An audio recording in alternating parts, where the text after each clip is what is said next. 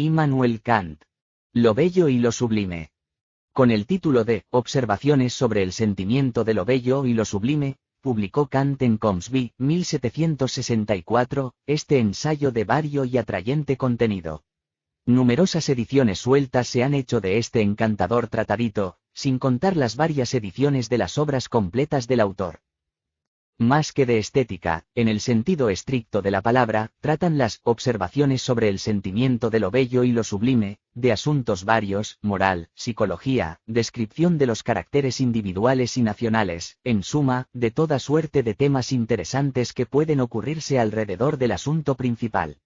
Está escrito en estilo fácil y cómodo, extraña excepción en la obra de Kant, lleno de ingenio, alegría, penetración, con una sencillez encantadora. Se comprende fácilmente que un crítico haya podido comparar a Kant, refiriéndose a esta obra con La Bruyère, el autor de los caracteres. En este ensayo es donde Kant ataca por primera vez el problema estético, y aunque sus ideas fundamentales acerca del arte y la belleza se hallan sistemáticamente expuestas en su obra posterior, la Crítica del Juicio, tienen, sin embargo, las observaciones sobre el sentimiento de lo bello y lo sublime, cierto interés para el conocimiento de los orígenes de la estética kantiana. Pero sobre todo constituyen, como hemos dicho, una serie de delicadas ocurrencias, de certeras observaciones, de agudas críticas, sin el aparato solemne de la exposición didáctica. Capítulo primero. Sobre los diferentes objetos del sentimiento de lo sublime y de lo bello. Las diferentes sensaciones de contento o disgusto descansan, no tanto sobre la condición de las cosas externas que las suscitan, como sobre la sensibilidad peculiar a cada hombre para ser grata e ingratamente impresionado por ellas. De ahí proviene que algunos sientan placer con lo que a otros produce asco, de ahí la enamorada pasión, que es a menudo para los demás un enigma, y la viva repugnancia sentida por éste hacia lo que para aquel deja por completo indiferente. El campo de las observaciones de estas particularidades de la naturaleza humana es muy amplio, y oculta aún buena copia de descubrimientos tan interesantes como instructivos. Por ahora dirigiré mi mirada sobre algunos puntos que parecen particularmente destacarse en este terreno, y más con el ojo de un observador que de un filósofo.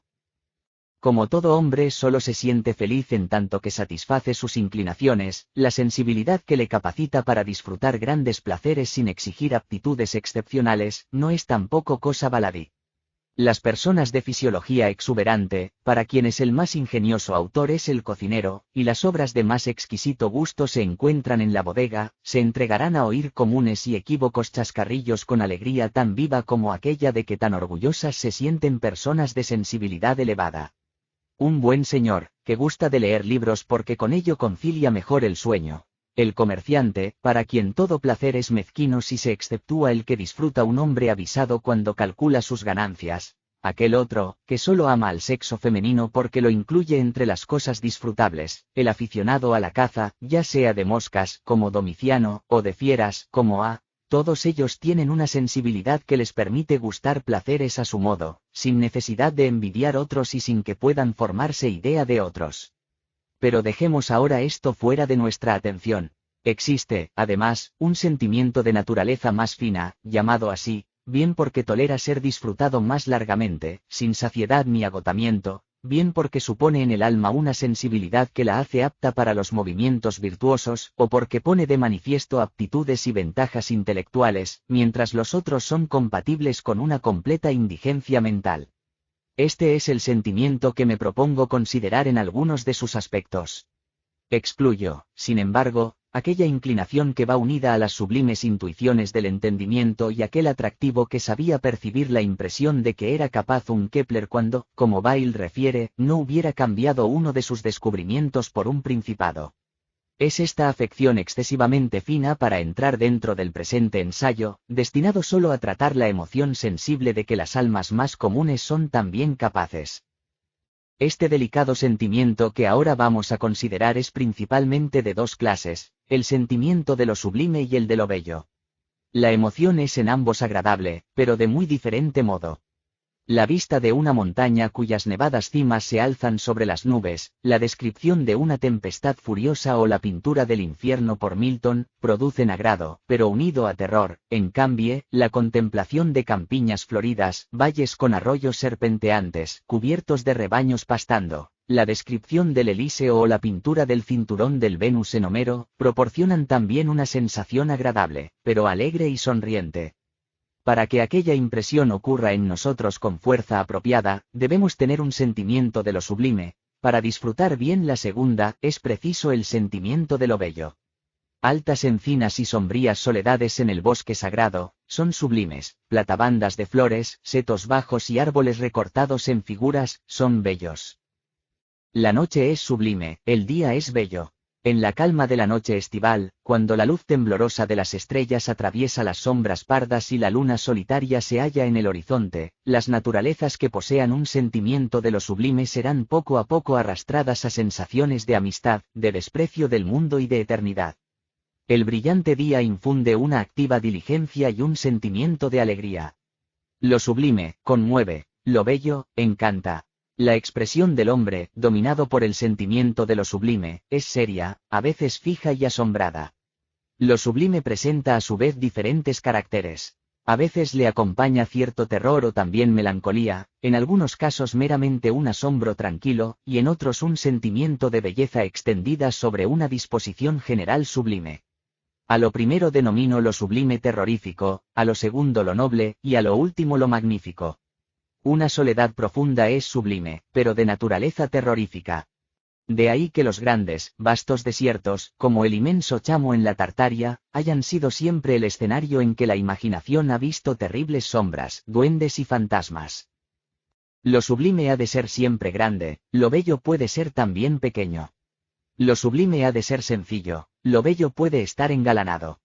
Una gran altura es tan sublime como una profundidad, pero a esta acompaña una sensación de estremecimiento, y a aquella una de asombro. La primera sensación es sublime, terrorífica, y la segunda, noble.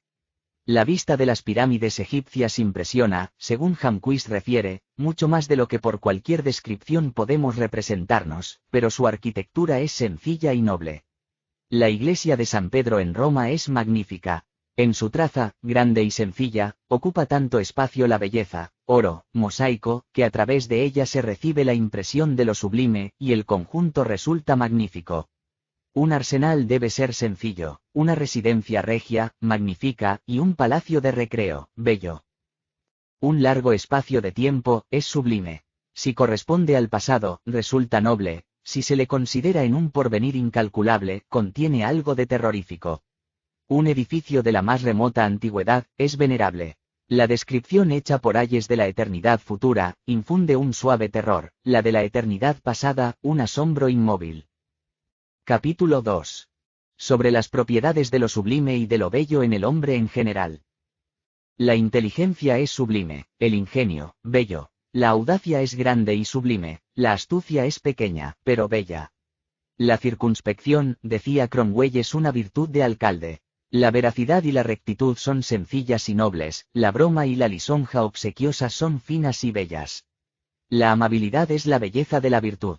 La solicitud desinteresada es noble. La cortesía y la finura son bellas. Las cualidades sublimes infunden respeto, las bellas, amor.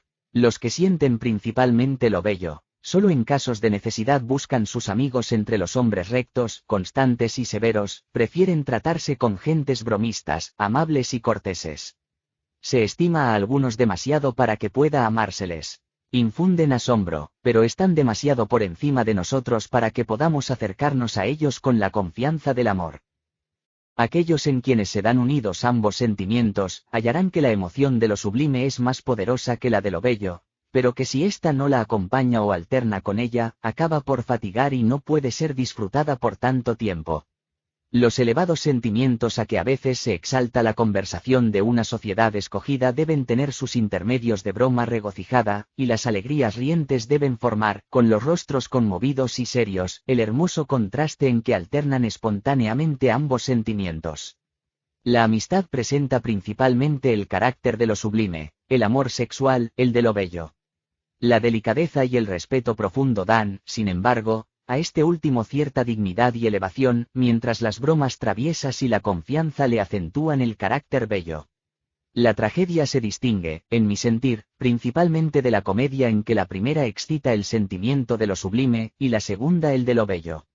En la primera se nos muestra el magnánimo sacrificio en aras del bien ajeno, la decisión audaz y la fidelidad probada. El amor es en ella melancólico, delicado y lleno de respeto. La desdicha de los demás despierta en el espectador sentimientos compasivos y hace latir su corazón con desdichas extrañas. Nos sentimos dulcemente conmovidos y vemos íntimamente la dignidad de nuestra propia naturaleza. La comedia, en cambio, presenta sutiles intrigas, confusiones asombrosas, gentes despiertas que saben salir de apuro, tontos que se dejan engañar, bromas y caracteres ridículos. El amor no es aquí tan triste, sino alegre y confiado. Lo mismo que en otros casos, sin embargo, puede en este hacerse compatible hasta cierto grado lo noble con lo bello.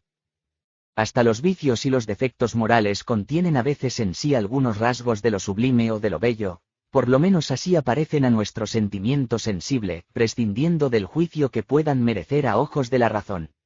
La cólera de un hombre terrible es sublime, tal la de Aquiles en la Ilíada. En general, el héroe de Homero tiene una sublimidad terrible, y el de Virgilio, noble. El vengar una gran ofensa de un modo claro y atrevido tiene en sí algo de grande, y por ilícito que pueda ser, produce, al ser referido, una emoción al mismo tiempo terrorífica y placentera. Sorprendido Sach-Nadir en su tienda por algunos conjurados, exclamó, según refiere Hamway, después de haber recibido ya algunas heridas, defendiéndose a la desesperada, piedad.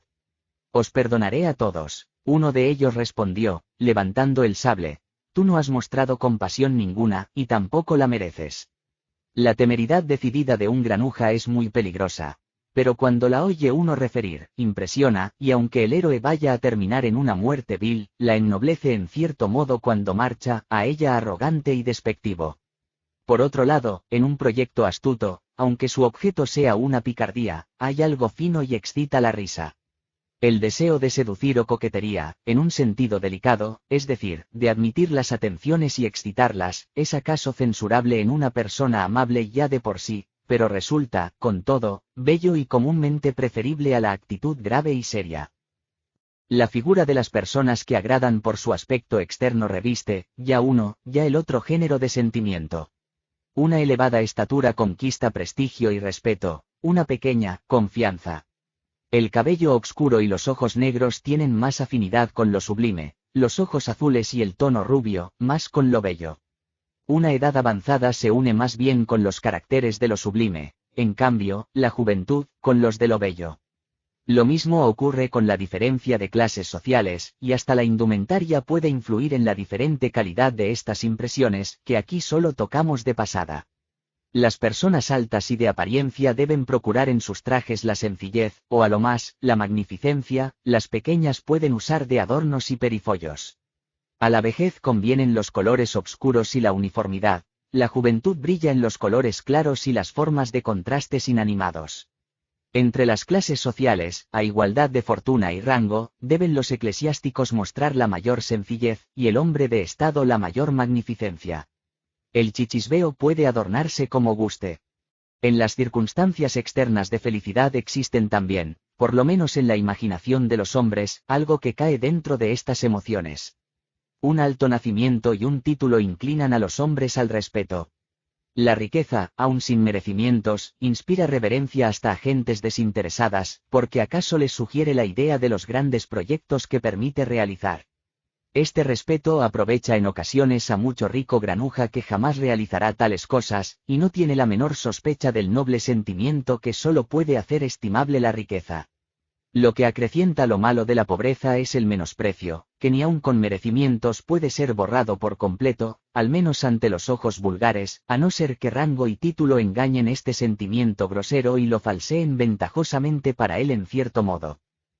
Nunca se encuentran en la naturaleza humana cualidades loables sin que al mismo tiempo las degeneraciones de las mismas no terminen por infinitas gradaciones en la imperfección más extrema. La cualidad de lo sublime terrible, cuando se hace completamente monstruoso, cae en lo extravagante. cosas fuera de lo natural, por cuanto en ellas se pretende lo sublime, aunque poco o nada se consiga, son las monstruosidades.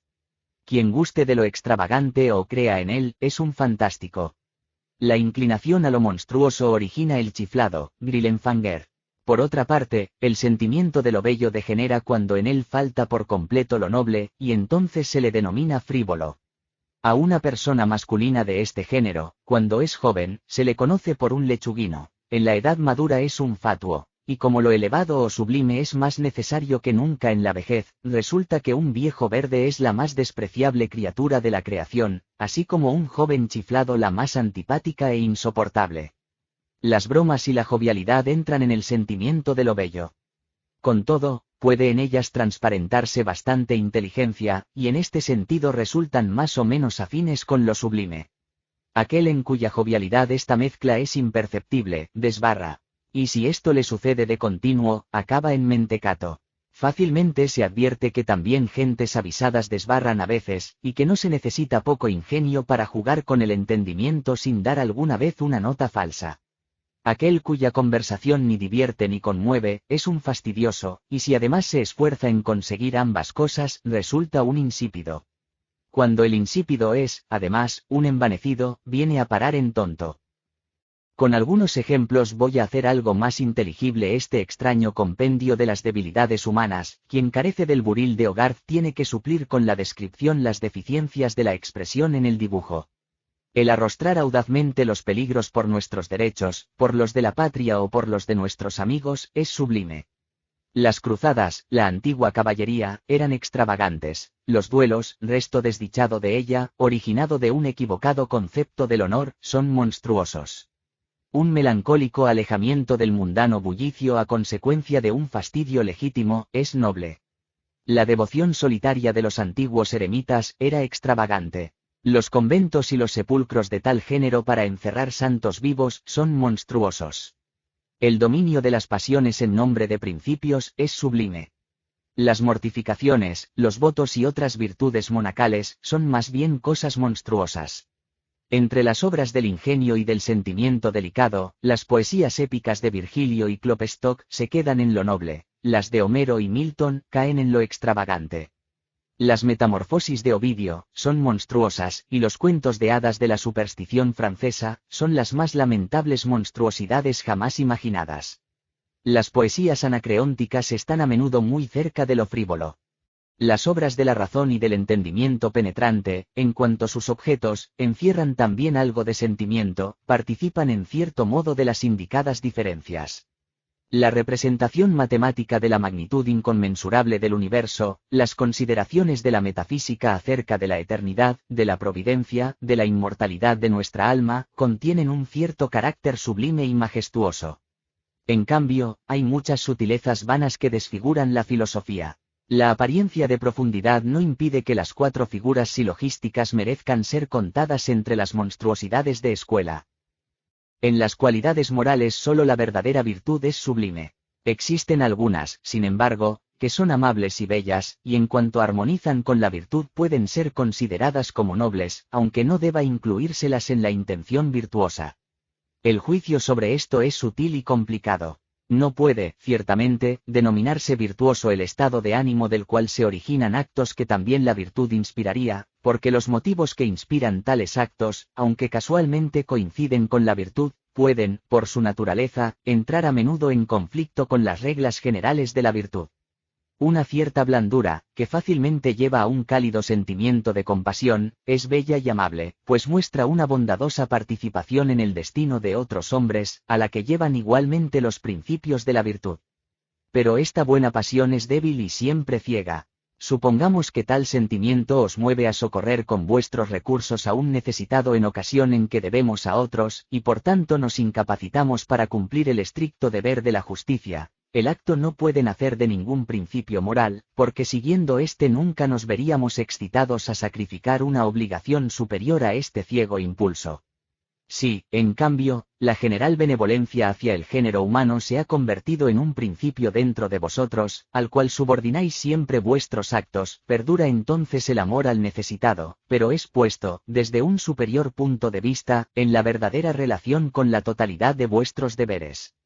La benevolencia es un fundamento de la participación en su desdicha, pero también de la justicia, y, según la prescripción de esta, renuncia al acta en el caso presente. Pero ocurre que al ser exaltado este sentimiento a una debida generalidad, si bien se hace sublime, resulta, en cambio, más frío. No es posible que nuestro pecho se interese delicadamente por todo hombre, ni que toda pena extraña despierte nuestra compasión. De otro modo, el virtuoso estaría, como Heráclito, continuamente deshecho en lágrimas, y con toda su bondad no vendría a ser más que un holgazán tierno. El segundo género del sentimiento bondadoso, ciertamente bello y amable, pero que no sirve de base suficiente a una verdadera virtud, es la cortesía, por la cual nos sentimos inclinados a mostrarnos agradables con los otros mediante la amistad, la aquiescencia a sus deseos y la ecuación de nuestra conducta con su manera de pensar.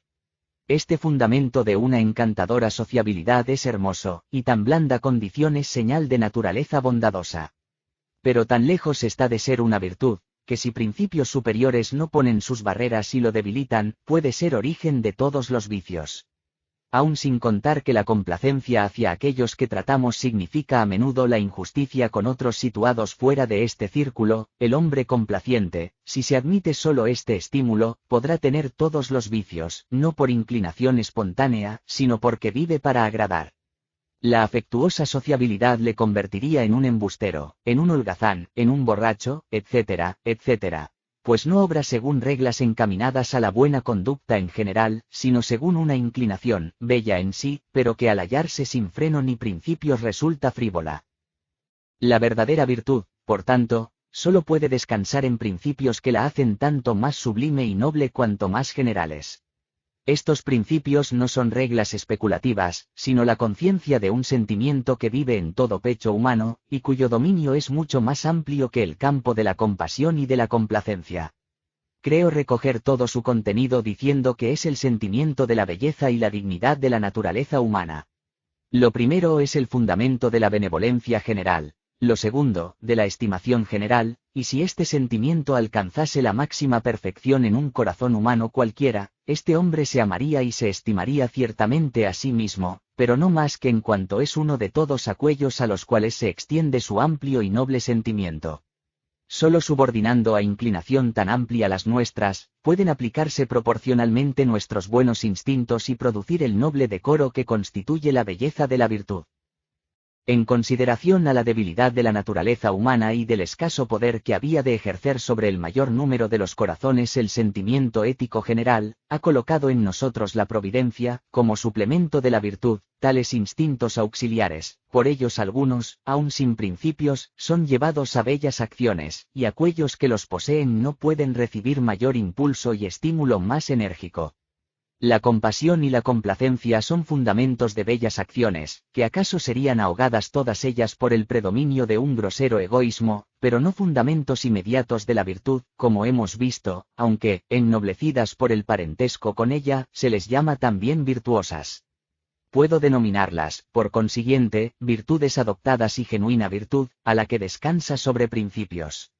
Las primeras son bellas y seductoras, pero solo la segunda es sublime y venerable. Al espíritu en que dominan las primeras sensaciones se le denomina un buen corazón, y bondadoso al hombre de tal carácter, en cambio se atribuye con justicia un noble corazón al virtuoso, según principios, y a él mismo se le llama recto. Estas virtudes adoptadas tienen, sin embargo, gran semejanza con las verdaderas virtudes, pues encierran el sentimiento de un placer inmediato en actos buenos y benévolos. Sin interés, por espontánea benevolencia, el bondadoso os tratará amistosa y cortésmente y compartirá de veras la pena de otro.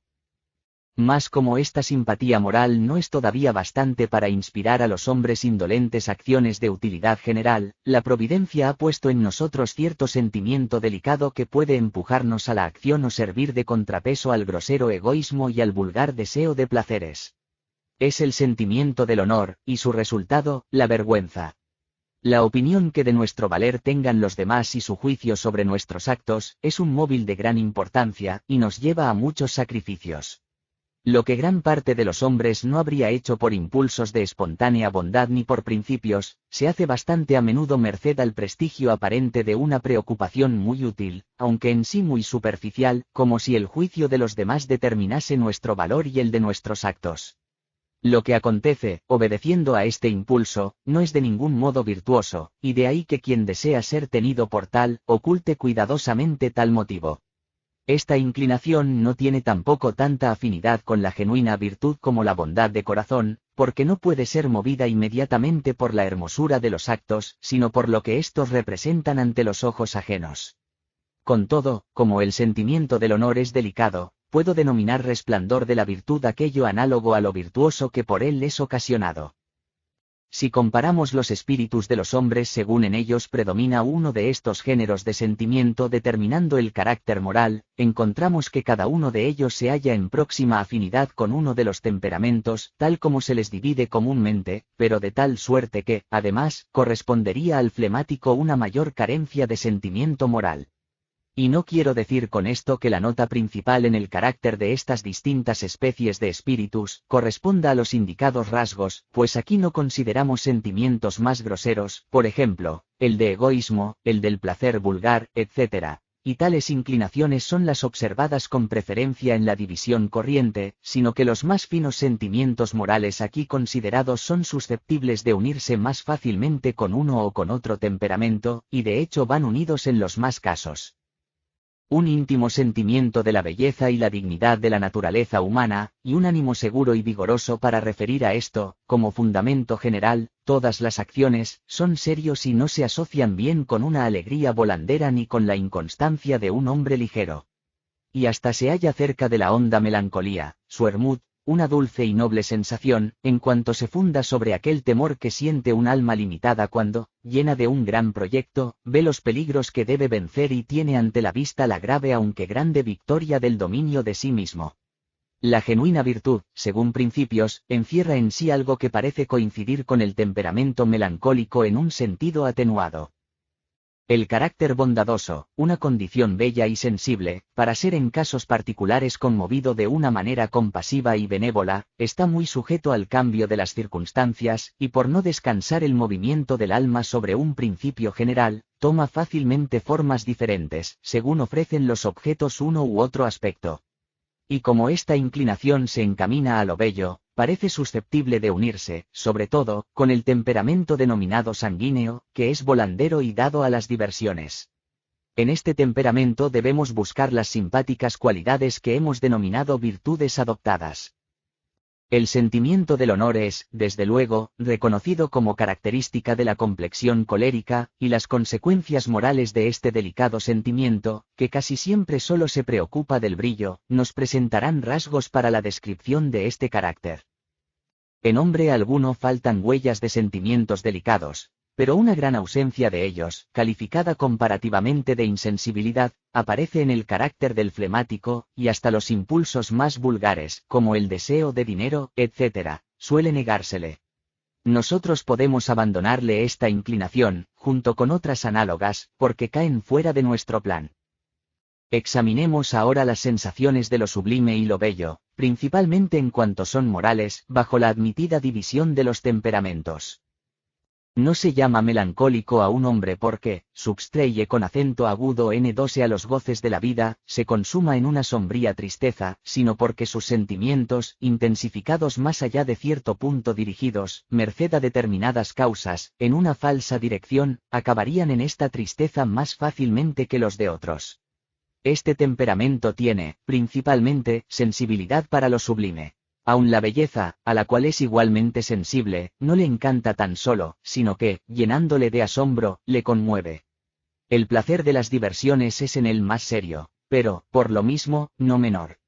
Todas las conmociones de la sublime tienen algo más fascinador en sí que el inquieto encanto de lo bello.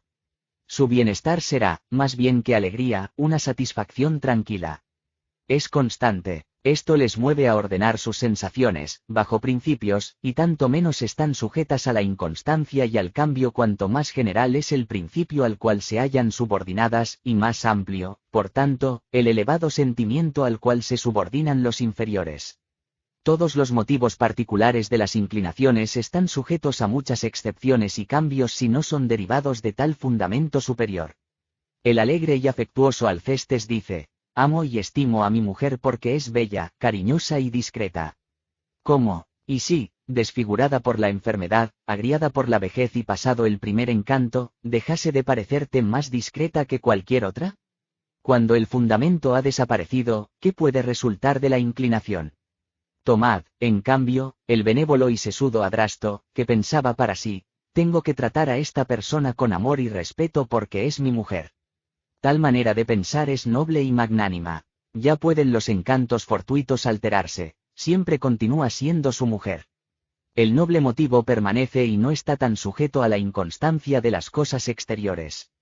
De tal calidad son los principios, en comparación con impulsos originados solo de ocasiones particulares, y así es el hombre de principios, al lado de aquel al cual sobreviene una inspiración buena y afectuosa. Y lo mismo, diríamos si el secreto lenguaje de su corazón se expresara de esta suerte: tengo que auxiliar a ese hombre porque sufre, no porque acaso sea amigo o conocido mío, ni porque le considere capaz de agradecérmelo después. Ahora no es tiempo de hacer distingos ni detenerse en cuestiones. Es un hombre, y lo que daña a los hombres también a mí me toca. Desde este momento su conducta se apoya en el supremo fundamento dentro de la naturaleza humana, y es sublime en grado sumo, tanto por la invariabilidad como por la generalidad de sus aplicaciones. Continúo mis observaciones. El hombre de carácter melancólico se preocupa poco de los juicios ajenos, de lo que otras tienen por bueno o verdadero, se apoya solo en su propia opinión. Como en él los móviles toman el carácter de principios, no puede ser fácilmente llevado a otras ideas. Su firmeza degenera a veces en obstinación. La amistad es sublime, y, por tanto, apropiada a sus sentimientos. Puede acaso perder un amigo inconstante, pero éste no le pierde a él tan pronto. Aun el recuerdo de la amistad extinguida sigue siendo para él respetable. La locuacidad es bella, la taciturnidad meditativa es sublime. Sabe guardar bien sus secretos y los ajenos. La veracidad es sublime, y él odia mentiras y fingimientos. Siente con viveza la dignidad de la naturaleza humana. Se estima a sí mismo y tiene a un hombre por una criatura que merece respeto. No sufre sumisión abyecta, y su noble pecho respira libertad. Toda suerte de cadenas le son odiosas, desde las doradas que en la corte se arrastran hasta los pesados hierros del galeote. Es un rígido juez de sí mismo y de los demás, y a menudo siente disgusto de sí mismo y del mundo. En la degeneración de este carácter, la seriedad se inclina a la melancolía, la devoción al fanatismo, el celo por la libertad al entusiasmo. La ofensa y la injusticia encienden en él deseos de venganza. Es muy temible entonces, desafía el peligro y desprecia la muerte. Falseado su sentimiento y no serenado por la razón, cae en lo extravagante, sugestiones, fantasías, ideas fijas. Si la inteligencia es aún más débil, incurre en lo monstruoso, sueños significativos, presentimientos, señales milagrosas. Está en peligro de convertirse en un fantástico o en un chiflado. El de carácter sanguíneo tiene predominante sensibilidad para lo bello. Sus alegrías son, por tanto, rientes y vivas. Si no está alegre es que se haya disgustado, conoce poco la calma satisfecha. La variedad es bella, y él gusta del cambio. Busca la alegría en sí mismo y en torno suyo, regocija a los demás, y su compañía es grata. Comparte fácilmente el estado moral ajeno. La alegría de los otros le contenta, y el dolor le enternece. Su sentimiento moral es bello, pero sin principios, y obedece siempre a las impresiones momentáneas que los objetos en él producen. Es amigo de todos los hombres, o lo que es lo mismo, nunca propiamente un amigo, aunque sea de verdad bondadoso y benévolo. No finge, hoy os tratará con su afecto y cortesía peculiares. Mañana, si estáis enfermos u os sobreviene una desgracia, mostrará un interés verdadero, no hipócrita, pero se escurrirá suavemente hasta que las circunstancias hayan pasado. Nunca debe ser juez. Las leyes son para él, comúnmente, demasiado rígidas, y se deja sobornar por las lágrimas. Es un tipo curioso, nunca completamente bueno y nunca completamente malo. Comete excesos y es vicioso, más por complacencia que por inclinación. Es liberal y benéfica, pero lleva mal la cuenta de lo que debe, porque si es muy sensible para el bien, lo es muy poco para la justicia. Nadie tiene tan buena opinión de su propio corazón como él. Aunque no le estiméis mucho, no podéis menos de amarle. El mayor peligro de su carácter es caer en lo frívolo, y entonces es alocado e infantil. Si la edad no disminuye acaso la vivacidad o le infunde más juicio, está en peligro de convertirse en un viejo verde.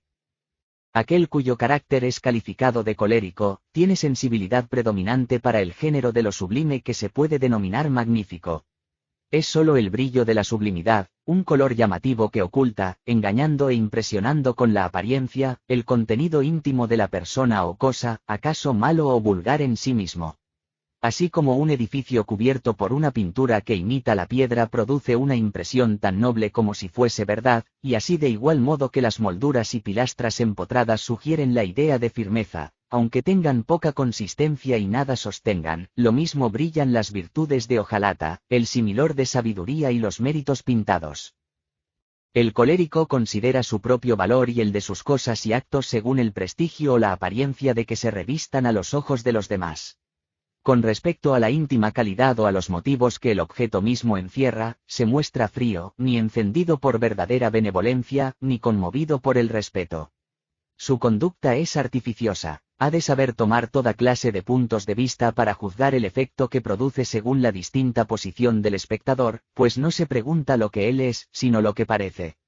Por eso ha de conocer bien la manera de conquistar la aprobación general y las apreciaciones que ha de suscitar fuera de él su conducta.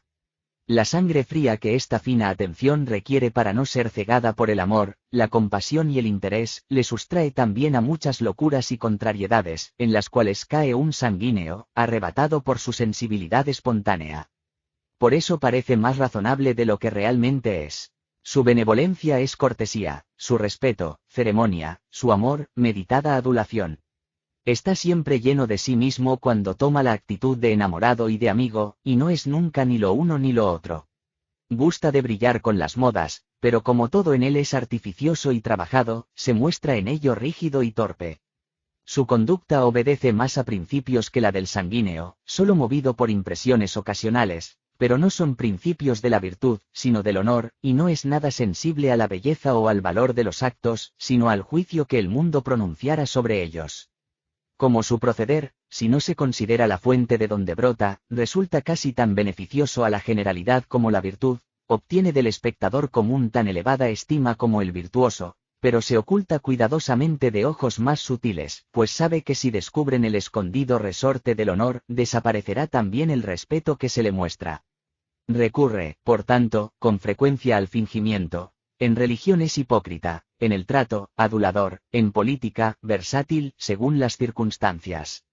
Se complace en ser esclavo de los grandes para después ser tirano de los humildes. La ingenuidad, esta noble o bella sencillez que lleva en sí el sello de la naturaleza y no del arte, le es completamente extraña. Por eso cuando su gusto degenera, su brillo resulta chillón, esto es, desagradablemente jactancioso. Cae entonces, tanto en su estilo como en sus adornos, en el galimatías, lo exagerado, una especie de monstruosidad que es a lo magnífico lo que lo extravagante o chiflado con relación a lo sublime serio. En las ofensas acaba pronto en duelos o procesos y en las relaciones ciudadanas, gusta de antepasados, preeminencias y títulos. Mientras solo es vanidoso, es decir, mientras busca honor y se esfuerza en hacerse visible, puede ser todavía soportado. Pero cuando totalmente falto de verdaderas cualidades y méritos se pavonea orgulloso, viene a parar en lo que él menos quisiera, esto es, en un necio. Puesto que en el compuesto flemático no suelen aparecer ingredientes de lo sublime y de lo bello en un grado particularmente apreciable, cae este carácter fuera del círculo de nuestro examen. Sea cualquiera el género de las sensaciones tan delicadas de que hemos tratado hasta aquí, sublimes o bellas, sufren el destino común de aparecer como falsas y absurdas a los ojos de todo aquel cuya sensibilidad no concuerda con ellas. El hombre de aplicación tranquila y egoísta no tiene, por decirlo así, órganos para sentir el rasgo noble en una poesía o en una virtud heroica. Lee con más gusto un Robinson que un Grandison, y tiene a Catón por un necio testarudo.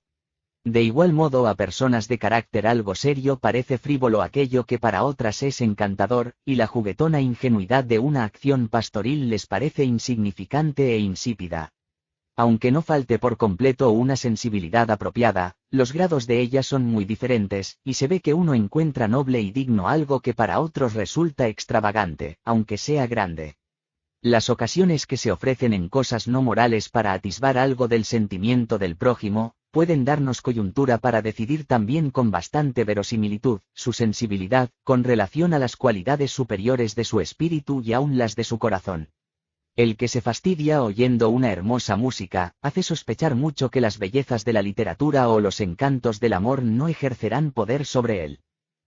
Hay un cierto espíritu de las pequeñeces, esprit de bagatelles, que muestra una especie de sensibilidad delicada, pero dirigida precisamente a lo contrario de lo sublime. Es el gustar de algo por ser muy artificioso y difícil, versos que pueden leerse hacia abajo y hacia arriba, enigmas, relojes diminutos, cadenas sueltas, etc. El gustar de todo lo que está medido y ordenado de una manera minuciosa, aunque sea sin utilidad, por ejemplo, de libros primorosamente colocados en largas filas dentro de la estantería, y una cabeza vacía que los contempla llena de satisfacción. Habitaciones adornadas como cajas ópticas, lavadas con limpieza meticulosa, y dentro, un dueño inhospitalario y gruñón, que las habita, de todo lo que es raro, por poco valor que en sí pueda tener, la lámpara de Epicteto, un guante de Carlos XII. En cierto modo, el afán de atesorar dinero cae dentro de esto. Puede sospecharse que si tales personas cultivasen las ciencias, se convertirán en chifladas, y que en las costumbres carecerán de sentimiento para lo que de una manera libre es bello y noble.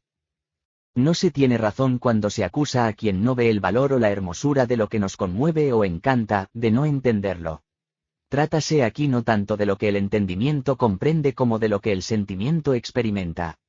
Tienen, sin embargo, las facultades del alma tan grande conexión entre sí, que, las más veces, de las manifestaciones de la sensibilidad pueden deducirse las condiciones intelectivas. Vanas resultarían las dotes intelectuales para quien al mismo tiempo no tuviese un vivo sentimiento de lo bello y lo noble, sentimiento que sería el móvil de aplicarlas bien y con regularidad.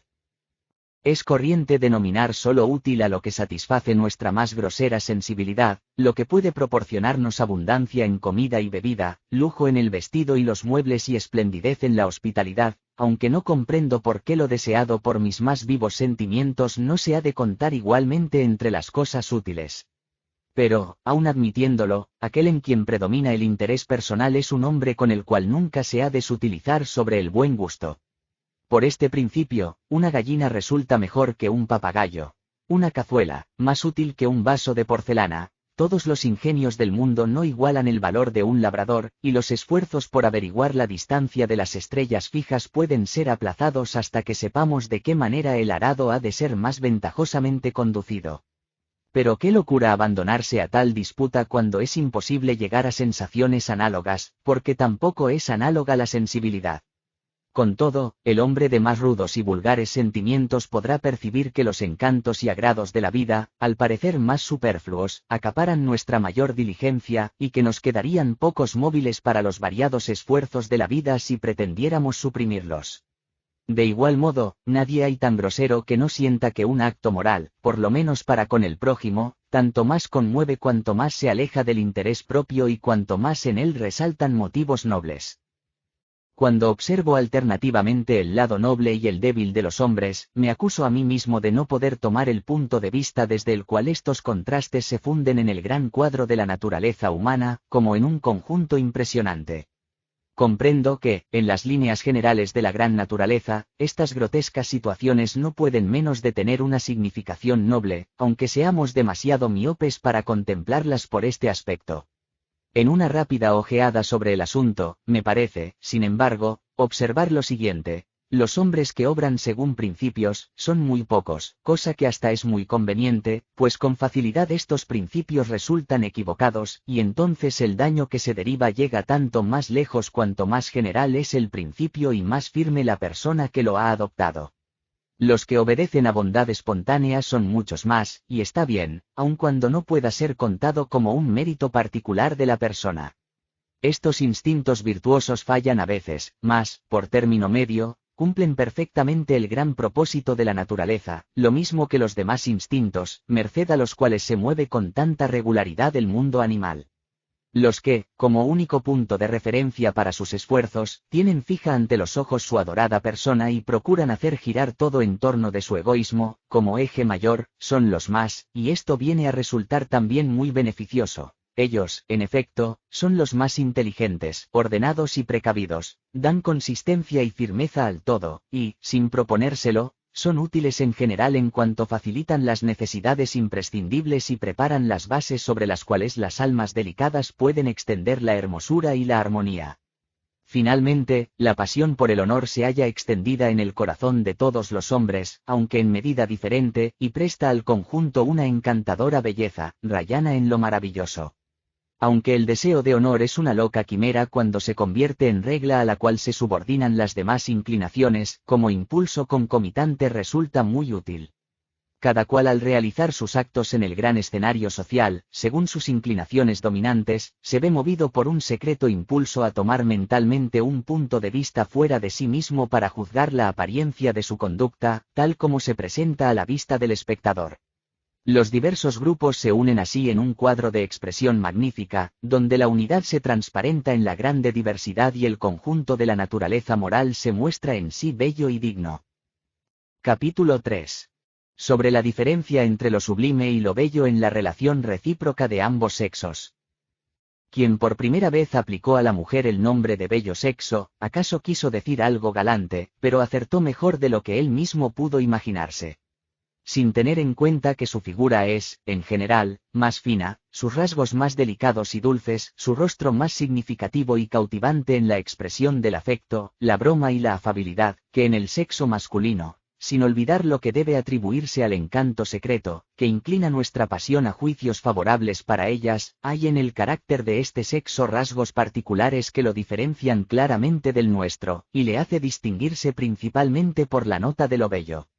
De otro lado, podríamos aspirar nosotros a la denominación de noble sexo si no se exigiese al carácter noble el apartamiento de títulos honoríficos y el concederlos mejor que el recibirlos.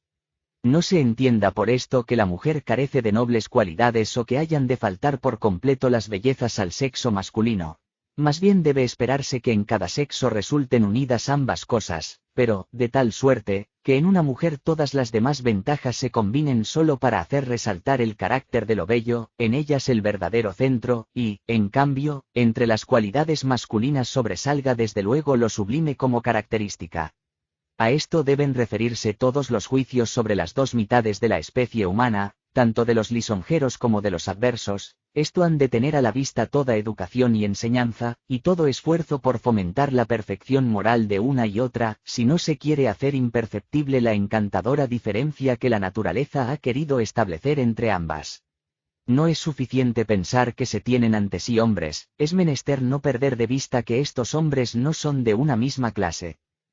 La mujer tiene un sentimiento innato para todo lo bello, bonito y adornado.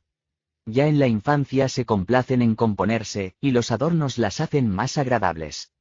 Son limpias y muy delicadas para lo repugnante. Gustan de bromas, y les distrae una conversación ligera, con tal de que sea alegre y risueña. Tienen muy pronto un carácter juicioso, saben adoptar aire fino y son dueñas de sí mismas, y eso a una edad en que nuestra juventud masculina bien educada es todavía indómita, vasta y torpe. Muestran un interés muy afectuoso, bondad natural y compasión. Prefieren lo bello a lo útil, y gustan de ahorrar de superfluidades en el sustento para sostener el gasto de lo vistoso y de las galas. Son muy sensibles a la menor ofensa, y sumamente finas para advertir la más ligera falta de atención y respeto hacia ellas. En una palabra, representan, dentro de la naturaleza humana, el fundamento del contraste entre las cualidades bellas y las nobles, y el sexo masculino se afina con su trato. Espero que se me dispensará la enumeración de las cualidades masculinas en su paralelismo con las del sexo opuesto, y que bastará considerar comparativamente unas y otras. El bello sexo tiene tanta inteligencia como el masculino, pero es una inteligencia bella. La nuestra ha de ser una inteligencia profunda, expresión de significado equivalente a lo sublime. La belleza de los actos se manifiesta en su ligereza y en la aparente facilidad de su ejecución, en cambio, los afanes y las dificultades superadas suscitan asombro y corresponden a lo sublime. La meditación profunda y el examen prolongado son nobles, pero pesados, y no sientan bien a una persona en la cual los espontáneos hechizos deben solo mostrar una naturaleza bella. El estudio trabajoso y la reflexión penosa, aunque una mujer fuese lejos en ello, borran los méritos peculiares de su sexo, y si bien la rareza de estas condiciones en su sexo las convierte en objeto de fría admiración, debilitan al mismo tiempo los encantos que les otorgan su fuerte imperio sobre el sexo opuesto. A una mujer con la cabeza llena de griego, como la señora Dacier, o que sostiene sobre mecánica discusiones fundamentales, como la marquesa de Chastelet, parece que no le hace falta más que una buena barba. Con ella, su rostro daría más acabadamente la expresión de profundidad que pretenden. La inteligencia bella elige por objetos suyos los más análogos a los sentimientos delicados, y abandona las especulaciones abstractas o los conocimientos útiles, pero áridos a la inteligencia aplicada, fundamental y profunda. La mujer, por tanto, no debe aprender ninguna geometría. Del principio de razón suficiente o de las monadas solo sabrá lo indispensable para entender el chiste en las poesías humorísticas con que se ha satirizado a los superficiales utilizadores de nuestro sexo. Pueden dejar a Descartes que continúe haciendo girar su torbellino, sin preocuparse por ello, aunque el amable Fontenay quisiera abrir para ello un salón entre los planetas, y el atractivo de sus encantos no pierde nada de su energía si no saben una palabra de lo que Algarotti, para provecho suyo y siguiendo a Newton, se ha esforzado en escribir acerca de las fuerzas de atracción de las materias groseras. En historia, no se llenarán la cabeza con batallas, ni en geometría, con fortalezas, tan mal sienta en ellas el olor de la pólvora como en los hombres el del almizcle. Parece una maliciosa astucia de los hombres el haber querido desviar al sexo bello hacia este gusto equivocado. Conscientes de su debilidad ante los encantos naturales del mismo, y de que basta una mirada burlona para sumirlos en mayor confusión que la más difícil cuestión científica, no bien cae la mujer en este gusto, se sienten en franca superioridad y en situación de acudir benévolos en auxilio de la vanidad femenina. El contenido de la gran ciencia de la mujer es más bien lo humano, y entre lo humano, el hombre. Su filosofía no consiste en razonamientos, sino en la sensibilidad. Esta circunstancia debe tenerse en cuenta al proporcionárseles ocasiones de cultivar su hermosa naturaleza. Se procurará ampliar todo su sentimiento moral, y no su memoria, valiéndose, no de reglas generales, sino del juicio personal sobre los actos que ven en torno suyo. Los ejemplos sacados de otros tiempos para ver el influjo que el bello sexo ha ejercido en los asuntos, las diversas relaciones en que durante otras épocas o en países extraños se ha encontrado con respecto al masculino, el carácter de ambos según estas particularidades pueden explicarlo, y el variable gusto en las diversiones, constituyen toda su historia y su geografía. Es bello que se haga agradable a una mujer la vista de un mapa donde se representa toda la tierra o la porción más importante de ella. Esto se obtiene presentándola solo con el propósito de describir los diversos caracteres de los pueblos que la habitan, sus diferencias en el gusto y en el sentimiento moral, principalmente con respecto al influjo que tienen éstas en las relaciones de ambos sexos, explicando todo ello ligeramente por el diferente clima, la libertad o la esclavitud. Poco importa que sepan o no las particulares divisiones de estos países, su industria, su poderío o sus soberanos. Del universo igualmente solo es menester que conozcan lo necesario para hacerles conmovedor el espectáculo del cielo en una hermosa noche, cuando han comprendido en cierto modo que existen otros mundos, y en ellos también hermosas criaturas. El sentimiento para las pinturas y para la música, no como arte, sino como expresión de la sensibilidad, afina o eleva el gusto de este sexo, y tiene siempre algún enlace con los movimientos morales. Nunca una enseñanza fría y especulativa. Siempre sensaciones, y éstas permaneciendo tan cerca como sea posible de sus condiciones de sexo. Semejante instrucción es tan rara porque exige aptitudes, experiencia y un corazón lleno de sentimiento. De toda otra puede la mujer muy bien prescindir, y aun sin ésta se afina comúnmente muy bien por sí misma. La virtud de una mujer es una virtud bella. La del sexo masculino debe ser una virtud noble. Evitarán el mal no por injusto, sino por feo, y actos virtuosos son para ellas los moralmente bellos. Nada de deber, nada de necesidad, nada de obligación. A la mujer es insoportable toda orden y toda constricción malhumorada. Hacen algo solo porque les agrada, y el arte consiste en hacer que les agrade aquello que es bueno. Me parece difícil que el bello sexo sea capaz de principios, y espero no ofender con esto, también son extremadamente raros en el masculino. Por eso la providencia ha otorgado a su pecho sentimientos bondadosos y benévolos, un fino sentimiento para la honestidad y un alma complaciente. No se exijan, además, sacrificios y generoso dominio de sí mismo. Un hombre no puede nunca decir a su mujer que ha puesto en peligro una parte de su fortuna por un amigo. ¿Para qué encadenar su alegre locuacidad recargando su espíritu con un secreto cuya guarda a él solo incumbe? Aun muchas de sus debilidades son, por decirlo así, bellos defectos. La ofensa y el infortunio conmueven hasta la tristeza su alma tierna. El hombre no debe nunca de llorar más que lágrimas magnánimas. Las que derraman por dolores o por situaciones desdichadas lo hacen despreciable. La vanidad que se suele reprochar al bello sexo, si es que en él resulta un defecto, es un bello defecto. Prescindiendo de que los hombres, tan aficionados a galantear a las damas, se encontrarían en mala situación si ellas no estuviesen inclinadas a admitir sus lisonjas, esta condición no hace más que avivar sus encantos. Es un estímulo para mostrarse amable y graciosa, para abandonarse al juego de una jovialidad ingeniosa, y también para brillar en los variables recursos de las galas y realzar la hermosura. En ello no hay nada ofensivo para los demás, sino más bien, cuando la inspira el buen gusto, algo tan encantador, que sería inconveniente condenarlo. A una mujer que en tal punto es demasiado ligera y retozona, se le llama tonta, expresión que, sin embargo, no tiene significación tan clara como en el hombre con la sílaba final cambiada, bien entendida, puede encerrar a veces también una lisonja cariñosa. Si la vanidad es defecto que en una mujer bien merece disculpa, el engreimiento en ellas no es solo censurable, como en toda persona en general, sino que desfigura completamente el carácter del sexo. Este defecto es muy feo y necio y se opone directamente al atractivo de los encantos modestos. La persona dominada por él no tarda en ponerse en una situación delicada. Debe esperar que se la juzgue sin indulgencia, duramente, quien aspira a una alta consideración, invita a la censura. El descubrimiento del menor defecto proporciona a todos una alegría, y la palabra tonta pierde aquí su significación atenuada. Ha de distinguirse siempre la vanidad del engreimiento.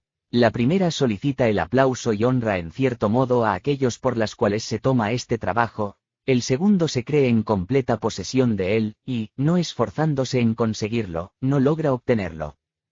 Si una cierta dosis de vanidad no desfigura en nada a una mujer ante los ojos del sexo masculino, contribuye, sin embargo, cuanto más visible es, a dividir entre sí al sexo bello.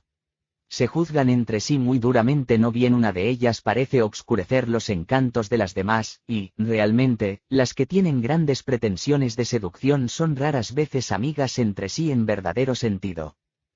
Nada es más contrario a lo bello que lo repugnante, así como nada cae más por debajo de lo sublime que lo ridículo. Por eso ninguna injuria puede ser más sensible a un hombre que ser llamado tonto, ni a una mujer que oírse calificar de repugnante. El inglés considera que no se puede dirigir al hombre reproche más mortificante que el de embustero, y a una mujer ninguno más amargo que ser tenida por deshonesta. Dejemos a esto su valor en cuanto se considera el rigorismo de la moral. Aquí no se trata de lo que en sí mismo merece mayor censura, sino de lo que en realidad hiere más vivamente. Y en tal sentido pregunto yo a cada lector si cuando él se pone mentalmente en tal caso no se suma a mi opinión. La señorita Ninon Lenclos no tenía pretensión alguna al honor de la honestidad, y, sin embargo, hubiese sido cruelmente ofendida si uno de sus amantes hubiese ido tan lejos en sus reproches, y conocido es el trágico destino de Monaldeschi por una expresión ofensiva de tal género a una princesa que no pretendió ciertamente figurar como una Lucrecia. Es insoportable que no se pueda hacer mal aunque se quiera, porque la abstención del mismo es siempre una virtud muy dudosa. Para alejarse todo lo posible de lo repugnante conviene la limpieza, que sienta bien en toda persona. En el sexo bello pertenece a las virtudes de primera fila, y difícilmente puede ser exagerada, mientras en el hombre rebasa a veces la medida y resulta pueril. El pudor es un secreto de la naturaleza para poner barrera a una inclinación muy rebelde, y que contando con la voz de la naturaleza parece conciliarse siempre con cualidades buenas morales aun cuando incurra en excesos. El pudor es, por tanto, como suplemento de los principios, sumamente necesario. Nunca tan fácilmente como en este caso se convierte la inclinación en sofista para imaginarse principios favorables. Sirve además para correr una cortina ante los más convenientes y necesarios fines de la naturaleza, a fin de que una demasiado común familiaridad con ellos no ocasione repugnancia, o por lo menos indiferencia, con respecto a los propósitos de un instinto al cual van unidas las inclinaciones más delicadas y finas de la naturaleza humana. Esta cualidad es principalmente propia del bello sexo, y le sienta muy bien. Debe considerarse como una grosera y despreciable inconveniencia sumir en confusión y desagrado la delicada honestidad del mismo con esas plebeyas bromas que se suelen llamar frases equívocas. Pero en último término la inclinación es el fundamento de todos los demás encantos, y una mujer es siempre, en cuanto mujer, el agradable objeto de una conversación educada. Esto podría explicar que aun hombres finos se tomen a veces la libertad de dejar transparentar delicadas alusiones con pequeñas bromas picantes, por las cuales se les llama libres o traviesos. Cuando, sin que ofendan miradas atrevidas ni se vea intención de herir el respeto, una dama recibe estas bromas con gesto agrio o de disgusto, se creen los hombres autorizados a calificarla de gazmoña. Me refiero a esto porque se considera comúnmente como un rasgo algo atrevido de la conversación, y de hecho se ha gastado siempre mucho ingenio en ello. En cuanto al estricto juicio moral que la cosa merezca, no corresponde a este sitio. En el sentimiento de lo bello solo tengo que observar y explicar los fenómenos. Las nobles cualidades de este sexo, en que, como he notado ya, nunca se ha de echar de menos lo bello, en nada se manifiestan más clara y seguramente que en la modestia, una especie de noble sencillez e ingenuidad recubriendo notables condiciones. De ella brota una tranquila afectuosidad hacia los demás, unida al mismo tiempo a una cierta noble confianza en sí mismo y una razonable estimación propia que siempre se encuentra en un carácter elevado. Esta mezcla, realzada al mismo tiempo por los encantos y por el respeto que infunde, pone en seguridad todas las otras brillantes cualidades contra la malicia de la censura o de la burla. Las personas de este carácter tienen también corazón para la amistad, que en la mujer nunca podrá estimarse lo suficiente, por ser tan rara y porque al mismo tiempo resulta tan deliciosa. Como nuestro propósito es analizar sentimientos, no puede ser desagradable reducir en lo posible a conceptos las diferentes impresiones que la figura y el rostro del sexo bello producen en el masculino. Toda esta seducción está, en el fondo, extendida sobre el instinto sexual. La naturaleza persigue su gran propósito, y todas las finuras añadidas, por mucho que de él parezcan desviarse, son solo ornamentos, y al cabo toman su encanto justamente de ese mismo manantial. Un gusto rudo y sano, atenido siempre de cerca a este instinto, se preocupará poco en una mujer de los encantos del talle, del rostro, de los ojos, etc., como propiamente solo tiene en cuenta el sexo, considera casi siempre vana palabrería las delicadezas de los demás. Aunque poco delicado, no ha de menospreciarse tampoco este gusto. Por él la mayor parte de los hombres observa el gran orden de la naturaleza de una manera muy sencilla y segura. Por él se realizan los más de los matrimonios, y aún de la parte más aplicada del género humano. Como el hombre no se llena la cabeza con un rostro hechicero, unos ojos lánguidos, un noble porte, etc., y hasta carece de sentido para esto, tanta más atención concederá a las virtudes domésticas, a la economía, etc., y a la dote. Por lo que se refiere al gusto algo más fino, que necesita establecer una distinción entre los encantos exteriores de la mujer, unas veces prefiere lo que hay de moral en la figura y en la expresión del rostro, otras lo no moral. Con relación a los atractivos de esta última especie, es calificada una mujer de bonita. Un talle proporcionado, rasgos regulares, una linda coloración de los ojos y del rostro, bellezas todas que agradan también en un ramo de flores y obtienen fría aprobación. El rostro mismo, aunque sea bonito, no expresa nada y no habla al corazón. En cuanto a la expresión moral de las facciones, de los ojos y de la fisonomía, puede tender a lo sublime o a lo bello. Una mujer en la cual los atractivos que a su sexo convienen hacer predominar la expresión de lo sublime, es calificada de bella en sentido propio. Aquella cuya fisonomía moral, tal como se manifiesta en el aire o en los rasgos del rostro, anuncia las cualidades de lo bello, es agradable, y cuando esto ocurre en grado sumo, encantadora. La primera, bajo un aire de calma y una noble compostura, deja aparecer el brillo de una bella inteligencia con miradas modestas, y al pintarse en su rostro un tierno sentimiento y un alma bondadosa, se adueña tanto de la inclinación como del respeto profundo de un corazón masculino. La segunda, muestra alegría e ingenio en los ojos risueños, cierta fina malicia, alocamiento bromista y desdenes traviesos. Mientras la primera conmueve, esta seduce, y el amor de que es capaz y que a los demás infunde, resulta ligero, pero bello, en cambio el de la primera es tierno y constante, y con él va unido el respeto. No puedo entregarme a un análisis de este género demasiado detallado, pues en tales casos siempre parece el autor pintar sus personales preferencias. Con todo, he de añadir que el gusto de muchas damas por un color sano, pero pálido, se deja comprender por esto. Tal color acompaña comúnmente a un carácter de sentimientos más íntimos y sensibilidad más tierna, que corresponde a la calidad de lo sublime. El color sonrosado y vivo, en cambio, da más bien la impresión de un espíritu jovial y animado, y la vanidad prefiere conmover y cautivar a encantar y seducir. Cabe también que una mujer sea muy bonita sin que su rostro exprese ningún sentimiento moral, sin una particular expresión, indicio de un alma sensible, pero ni conmueve ni encanta como no sea a hombres de aquel gusto rudo antes mencionado, gusto que a veces se afina a algo, y entonces, a su manera, también elige. Lástima que tales hermosas criaturas caigan fácilmente en el defecto del engreimiento por saber demasiado la bella figura que les muestra el espejo, y por falta de sensibilidad delicada. Entonces todos se muestran fríos con ellas, excepto el adulador, que persigue sus propósitos y procura ir tejiendo sus intrigas. Estas consideraciones pueden permitirnos comprender en cierto modo el efecto que una mujer produce en el gusto de los hombres. Paso por alto, pues no corresponde al dominio del gusto delicado, aquello que en esta impresión se refiere demasiado de cerca al instinto sexual, o que pueda hallarse en concordancia con la particular ilusión voluptuosa de que la sensación en cada cual se reviste. ¿Acaso sea exacto lo supuesto por el señor de Buffon, según el cual, la figura que impresiona por vez primera, cuando este instinto es aún nuevo y comienza a desarrollarse, sigue siendo el modelo con el que más o menos deben concordar en lo futuro todas las figuras femeninas para excitar el deseo imaginativo, por cuyos dictados una inclinación bastante grosera se ve obligada a elegir entre los diferentes individuos del sexo contrario? Por lo que se refiere al otro gusto más delicado, me parece que el género de belleza denominado por nosotros figura bonita, es juzgado de modo bastante análogo por todos los hombres, y que sobre él no son tan diversas las opiniones como generalmente se piensa. Las muchachas circasianas y georgianas han sido siempre consideradas como extraordinariamente bonitas por todos los europeos que han atravesado esos países. Los turcos, los árabes y los persas se hallan, sin duda, muy de acuerdo con este gusto, pues desean con gran ahínco embellecer sus pueblos con tan fina sangre, y se observa que la raza persa lo ha conseguido positivamente.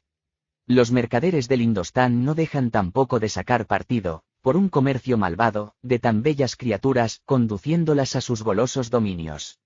Se ve que, a pesar de toda la diversidad en el gusto de estas diversas comarcas, lo que en una de ellas se reconoce como singularmente bonito, lo es también para todas las demás. Mas cuando en el juicio sobre una figura delicada se mezcla lo que es moral en los rasgos, aparecen siempre grandes discrepancias entre los distintos hombres, tanto por la diferente sensibilidad moral de estos como por el diverso significado que los rasgos del rostro pueden tener para la imaginación de cada uno. Es frecuente encontrar figuras, a primera vista sin particular interés, por no ser bonitas de una manera determinada, que no bien comienzan a agradar en un trato más íntimo, se van apoderando del que las contempla y parecen hermosearse de continuo. En cambio, una apariencia bonita, que de golpe se revela, es mirada después con mayor frialdad. Débese, probablemente, a que los encantos morales, allí donde se revelan, cautivan más, y también porque dejan sentir su efecto, con ocasión de sensaciones morales. Cada descubrimiento de un nuevo encanto hace sospechar otros más, mientras que todos los atractivos patentes, una vez ejercido desde un principio todo su efecto, no pueden en lo sucesivo sino enfriar la curiosidad enamorada y convertirla poco a poco en indiferencia. Una observación parece espontáneamente presentarse entre estas consideraciones. La sensibilidad sencilla y ruda en las inclinaciones sexuales conduce, ciertamente, por caminos muy derechos al gran fin de la naturaleza, y como las exigencias de ésta quedan satisfechas, parece la más apropiada para hacer feliz, sin complicaciones, al que la posee, pero su carácter indistinto y poco exigente la hace degenerar con facilidad en excesos y en el libertinaje. Un gusto muy refinado, en cambio, quita a las inclinaciones su carácter brutal, y, al limitarla a muy pocos objetos, la hace decente y decorosa, pero yerra comúnmente al gran propósito último de la naturaleza, y como exige o espera más de lo concedido comúnmente por ésta, suele hacer muy rara vez feliz a la persona de sensibilidad tan delicada. El primer carácter resulta rudo, porque se dirige a todas las personas de un sexo. El segundo, soñador, pues propiamente a ninguna se dirige, ocupado solo con un objeto que la imaginación amorosa se forja en el pensamiento y adorna con todas las cualidades nobles y bellas que rara vez la naturaleza junta en una persona, y aún más rara vez ofrece a quien puede apreciarlas, y acaso sería digno de tal posesión. De ello resulta la demora de los vínculos matrimoniales, y, finalmente, la total renuncia a ellos, o, lo que acaso es igualmente lamentable, el triste arrepentimiento después de realizada una elección que no ha llenado las grandes esperanzas concebidas. No es raro que el gallo esópico encuentre una perla, cuando de seguro un vulgar grano de cebada le hubiese convenido mejor. Hemos de observar aquí en general que, por muy seductoras que sean las impresiones de la sensibilidad delicada, conviene ser precavido en el refinamiento de la misma si no queremos atraernos muchos disgustos y abrir una fuente de contratiempos por un exceso en este sentido.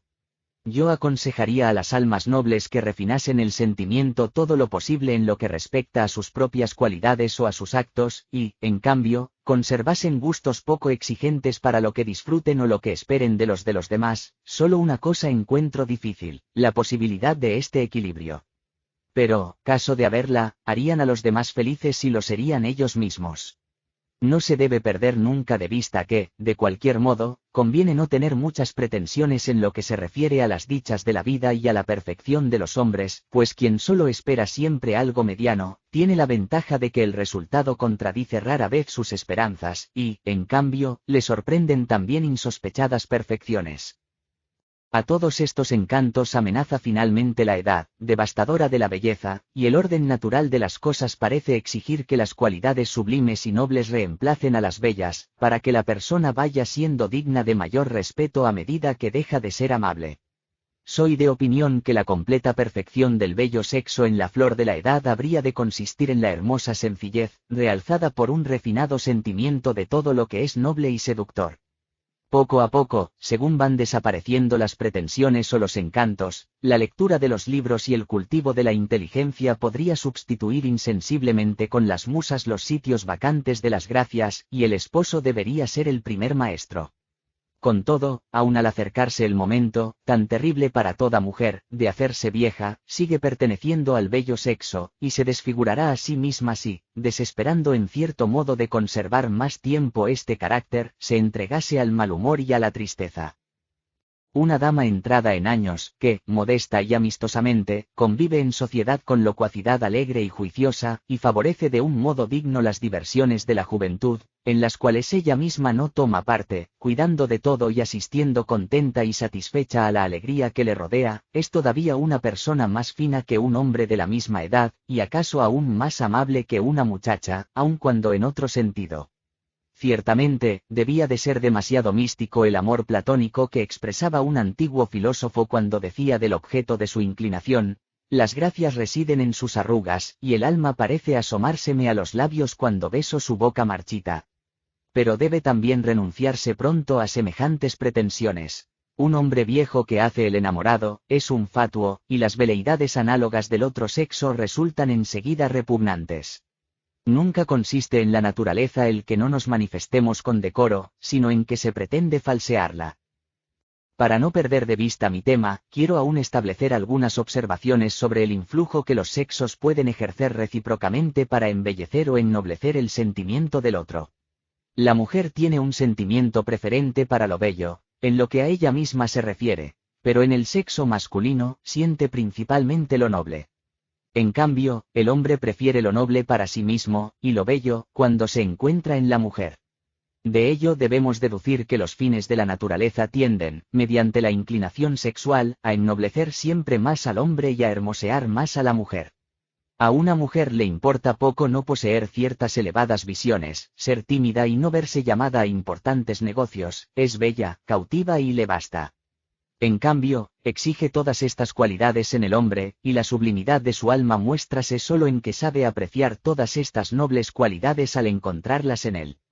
¿Cómo, de otro modo, podría ocurrir que hombres de grotesca figura, aunque acaso posean grandes méritos, puedan conseguir tan amables y lindas mujeres?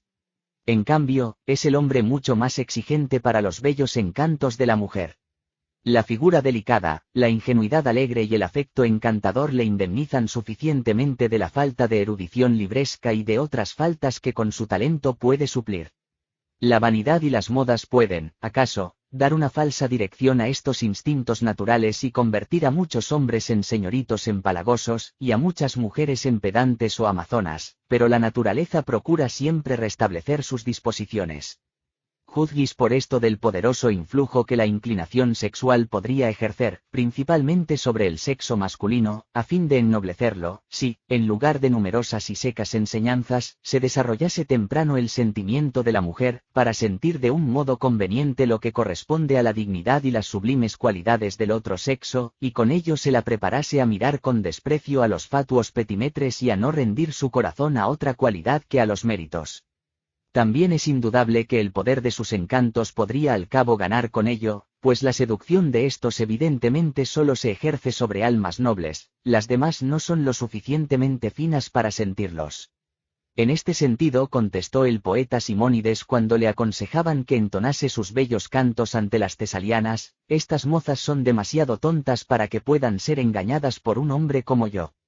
Por lo demás, ya se ha considerado como es un efecto del trato con el bello sexo la dulcificación de las costumbres masculinas, la conducta más suave y atenta y la compostura más elegante, pero esto es solo una ventaja accesoria. Lo importante es que el hombre se haga más perfecto como hombre y la mujer como mujer, es decir, que los resortes de la inclinación sexual obren el sentido indicado por la naturaleza, para ennoblecer más a uno y hermosear las cualidades de la otra. Puestos en un caso extremo, el hombre podrá decir, lleno de confianza en su mérito: aun cuando vosotras no me améis, quiero forzaros a que me estiméis. Segura del poder de sus encantos, responderá la mujer: aun cuando vosotros interiormente no me estiméis mucho, os obligo, sin embargo, a amarme. Por falta de tales principios se ve a hombres pretender agradar con maneras femeninas, y a mujeres a veces, aunque mucho más raramente, afectar una actitud masculina para inspirar más respeto. Pero lo que se hace contra la opinión de la naturaleza se hace siempre muy mal. En la vida conyugal, la pareja unida debe constituir como una sola persona moral, regida y animada por la inteligencia del hombre y el gusto de la mujer. Y no es solo que al primero deba atribuirse más clara visión, fundada en la experiencia, y a la segunda más libertad y justeza en la sensibilidad. Mientras más elevado sea, más se esforzará un carácter en proporcionar satisfacciones al objeto amado, y, por otra parte, mientras más bello sea, tanto más procurará responder afectuosamente a estos esfuerzos. En este sentido, resulta pueril la lucha por la preeminencia, y donde tal ocurre, es señal de un gusto grosero o desigualmente aparejado. Cuando se llega a alegar el derecho de quien manda, las cosas están perdidas. Esta unión, que solo debe estar fundada en la simpatía mutua, queda destruida, no bien el deber principia a hacerse oír. Las pretensiones de la mujer en este tono duro son extremadamente odiosas, y las del hombre, innobles y despreciables en sumo grado. El sabio orden de las cosas lleva, empero, consigo que todas estas finuras y delicadezas del sentimiento solo al principio tienen toda su fuerza. Después, el trato y la vida familiar las debilitan paulatinamente, hasta convertirlas en un amor confiado, donde el gran arte consiste en conservar el suficiente resto de ellas para que la indiferencia y el fastidio no quiten todo valor al placer que únicamente recompensa el contraer tal enlace. Capítulo 4. Sobre los caracteres nacionales en cuanto descansan en la diferente sensibilidad para lo sublime y lo bello.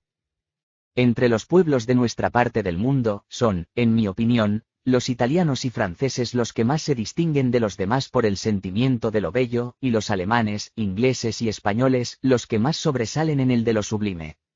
Holanda puede ser considerada como la tierra en que este delicado gusto es bastante imperceptible. Lo bello mismo, unas veces subyuga y conmueve, otras se muestra risueño y encantador. En el primer caso, contiene algo de lo sublime, y el ánimo, con este sentimiento, cae en el ensueño y en el éxtasis. En la segunda manera, es alegre y sonriente. A los italianos parece convenir más el primer género del sentimiento de lo bello, a los franceses, el segundo. En el carácter nacional, que contiene en sí la expresión de lo sublime, este es ya del género terrible, un poco inclinado a lo extravagante, ya un sentimiento por lo noble, ya por lo magnífico. Creo tener fundamentos para poder atribuir el sentimiento del primer género al español, el del segundo, al inglés, y el del tercero, al alemán. El sentimiento para lo magnífico no es, por naturaleza, original, como los demás géneros del gusto, y aunque el espíritu de imitación puede unirse con todo otro sentimiento, es más peculiar de lo sublime brillante, pues en el fondo es este un sentimiento mezclado del de lo bello, y del de lo noble, en el que cada uno, considerado por sí, resulta más frío, y el ánimo queda, por tanto, más libre para advertir los ejemplos, y aún tiene necesidad de ser estimulado por estos. El alemán tendrá, pues, menos sentimiento que el francés con respecto a lo bello, y menos que el inglés para lo sublime, pero en los casos donde ambos han de aparecer unidos, su sensibilidad se siente más a gusto, y entonces evitará también felizmente los defectos a que arrastraría una violencia excesiva en cada una de estas clases de sentimientos. Voy a tocar, solo de pasada, las artes y las ciencias, cuya elección puede corroborar el gusto de las naciones, tal como se lo hemos atribuido. El genio italiano se ha destacado principalmente en la música, la pintura, la escultura y la arquitectura. Todas estas bellas artes encuentran en Francia un gusto igualmente delicado, aun cuando la belleza de las mismas es aquí menos impresionante. El gusto, con respecto a la perfección poética u oratoria, cae en Francia más hacia lo bello, y en Inglaterra, más hacia lo sublime. Las bromas finas, la comedia, la sátira regocijada, los escarceos amorosos y el estilo naturalmente fluido, son allí originales. En Inglaterra, por el contrario, pensamientos de contenido profundo, la tragedia, la poesía épica y, en general, pesado oro de ingenio, que bajo el martillo francés puede ser extendido en delgadas hojitas de gran superficie. En Alemania brilla aún bastante el ingenio a través de la hojarasca. Antes era chillón, pero con los ejemplos y la inteligencia del pueblo se ha hecho ciertamente más encantador y noble, aunque lo primero con menos ingenuidad, y lo segundo con vuelo menos atrevido que en los mencionados pueblos. El gusto de la nación holandesa, por un orden meticuloso y un acabamiento que resulta exagerado y desconcertante, hace presumir también poca sensibilidad para los movimientos libres y naturales del genio, cuya belleza resultaría sólo desfigurada por una corrección trabajosa de los defectos. Nada puede ser más contrario a las artes y a las ciencias que un gusto extravagante, porque tortura la naturaleza, que es el modelo de todo lo bello y noble. Por eso también muestra en sí la nación española poco sentimiento para las bellas artes y las ciencias. Los caracteres de los pueblos se manifiestan principalmente en sus tendencias morales. Por tal razón, vamos a examinar desde este punto de vista el diferente sentimiento de los mismos, con respecto a lo sublime y lo bello.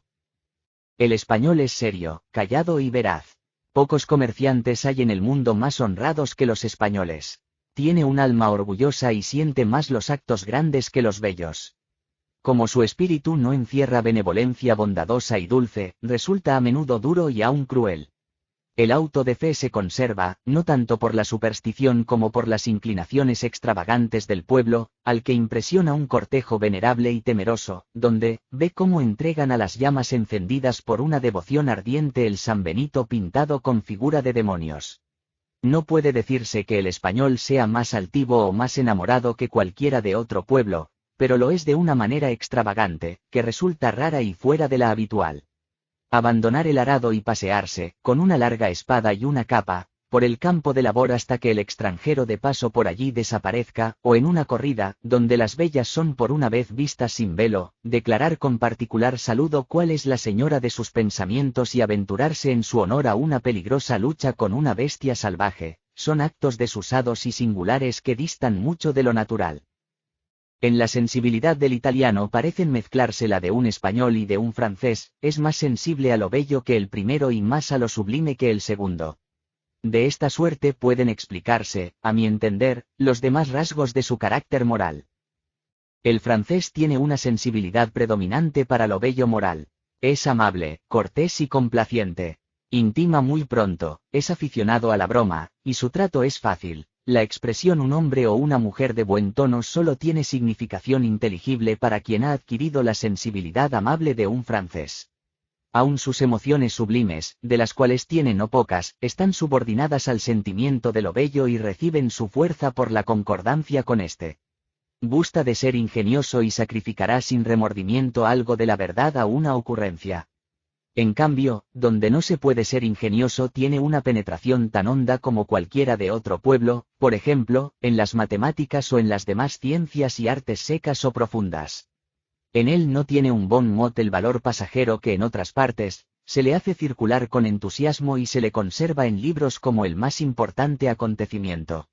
Es un apacible ciudadano, y se venga de los vejámenes de los arrendadores generales con sátiras o con representaciones en los parlamentos, que después de haber dado, según su propósito, un prestigio patriótico a los padres del pueblo, no consiguen más que ser coronadas con un aplazamiento honorable y cantadas en ingeniosos versos encomiásticos.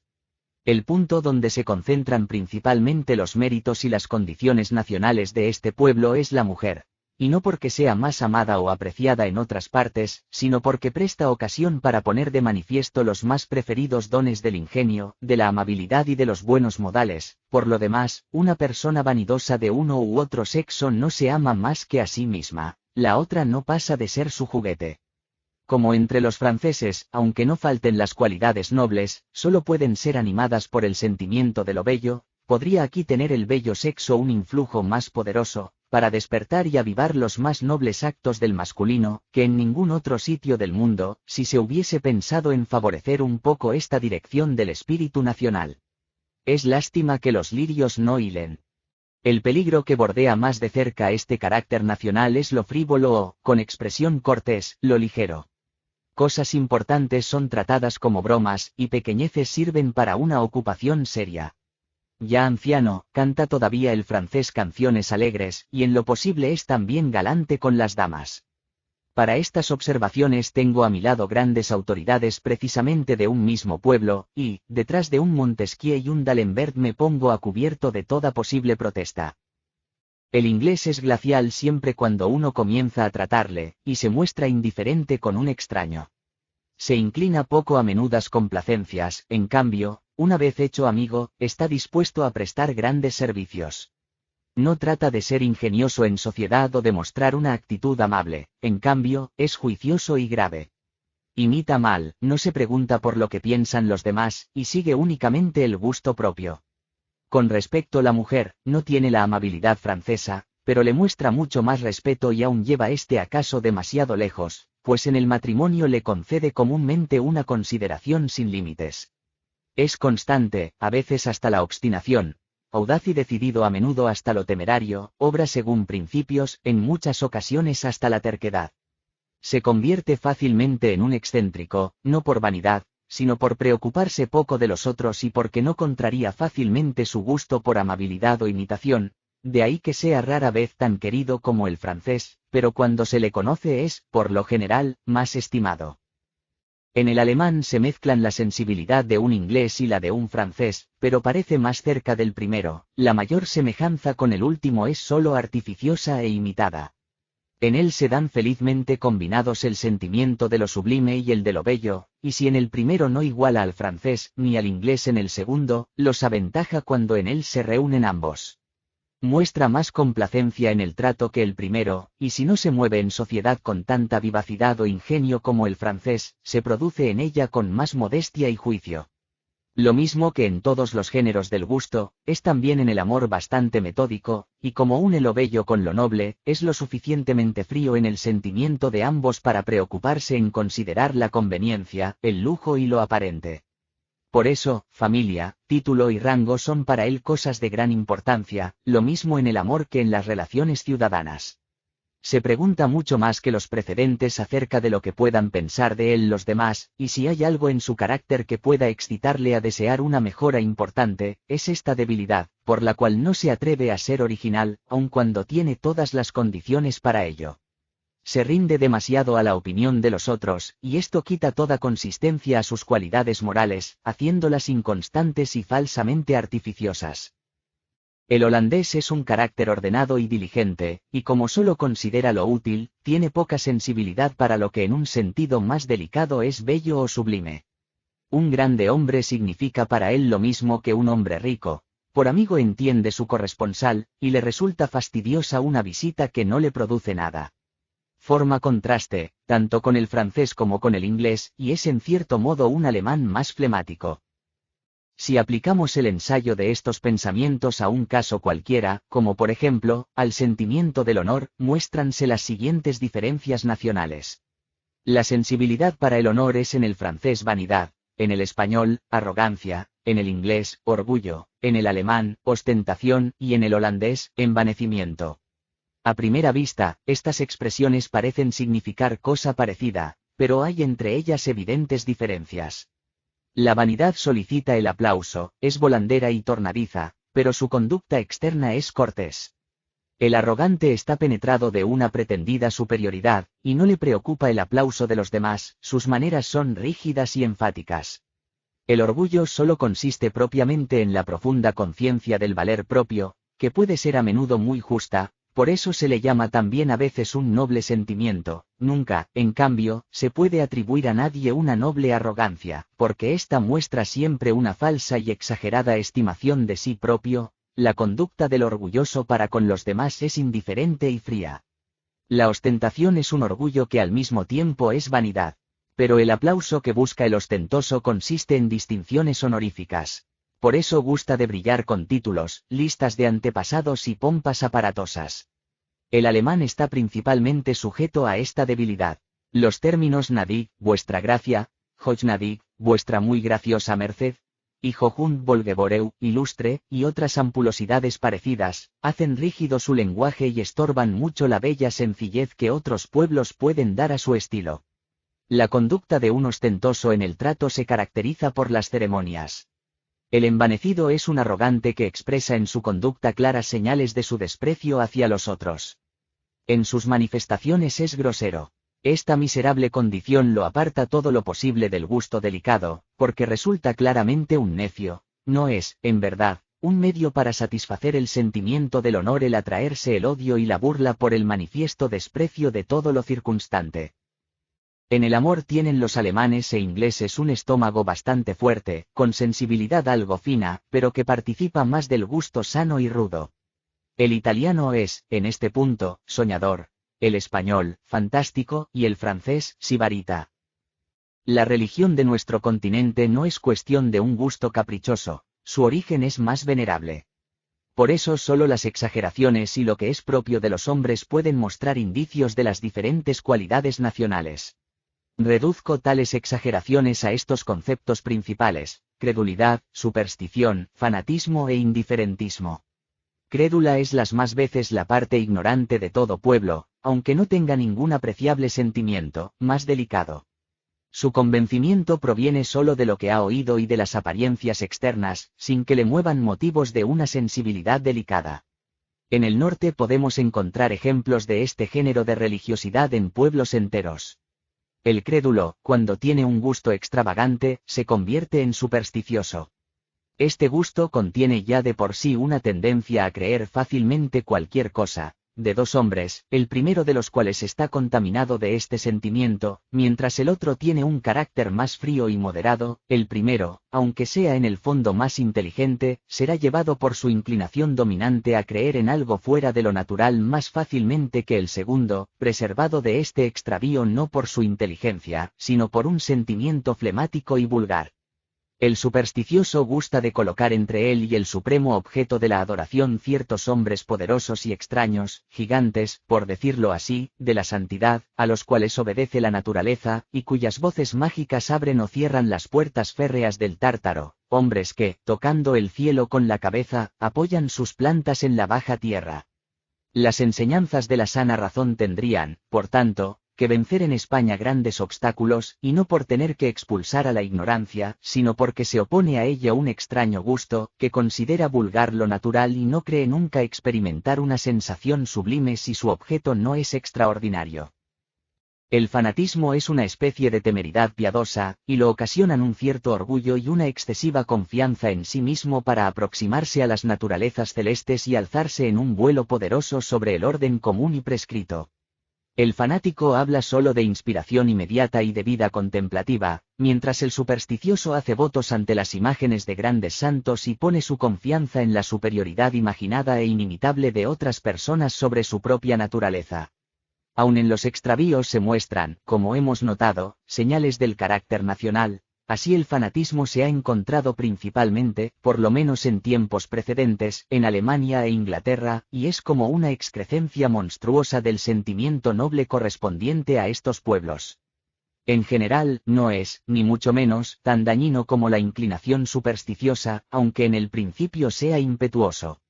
El acaloramiento de un espíritu fanático va enfriándose poco a poco, y por su propia naturaleza acaba en una moderación ordinaria, mientras que la superstición arraiga imperceptiblemente más hondo en un estado espiritual reposado y sufrido, y quita por completo al hombre en quien hace presa la confianza necesaria para libertarse de una fantasía dañina. Finalmente, un hombre vanidoso y ligero es incapaz siempre de sentir fuertemente lo sublime. Su religión carece de ternura, y es las más veces solo una cuestión de moda, que él cumple con corrección mientras permanece frío íntimamente. Este es el indiferentismo práctico, al que parece inclinarse principalmente el espíritu nacional francés.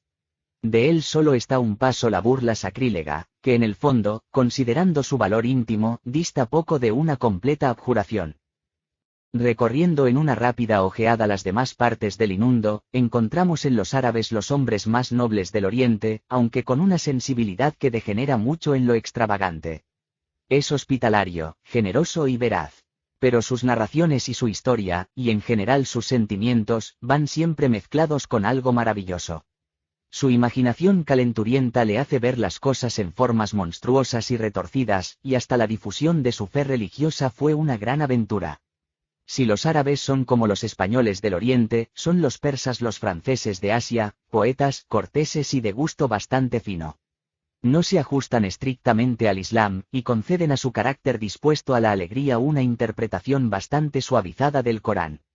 Los japoneses podrían ser considerados como los ingleses de esta parte del mundo, si bien solo por la constancia que degenera hasta la terquedad más exagerada, por la bravura y por el desprecio de la muerte.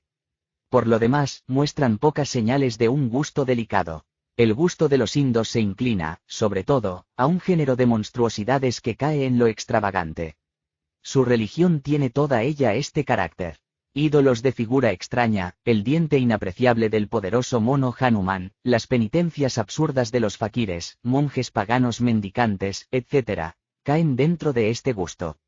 El sacrificio caprichoso de las mujeres, en la misma hoguera que devora el cadáver de su marido, es una monstruosidad espantosa. ¿Qué insignificancias grotescas no se encuentran en los cumplidos prolijos y cuidadosamente preparados de los chinos? Hasta sus cuadros tienen algo de monstruoso, y representan figuras extrañas y absurdas como no se encuentran por el mundo. Sus monstruosidades llegan a tener un carácter venerable solo por ser de un uso inmemorial, y ningún pueblo del mundo las posee en mayor número.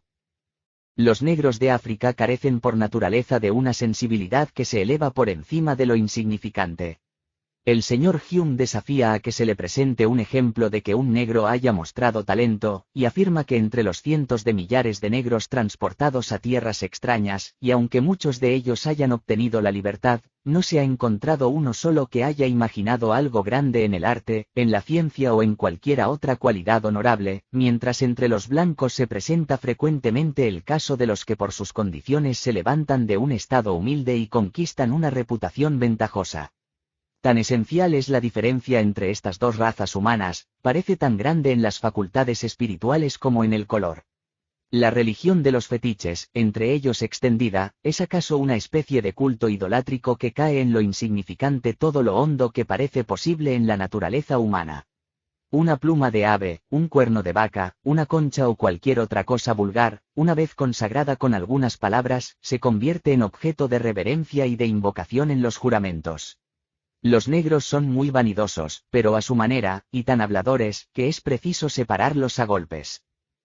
Entre los salvajes no hay ningún pueblo que muestre un carácter tan sublime como los de Norteamérica.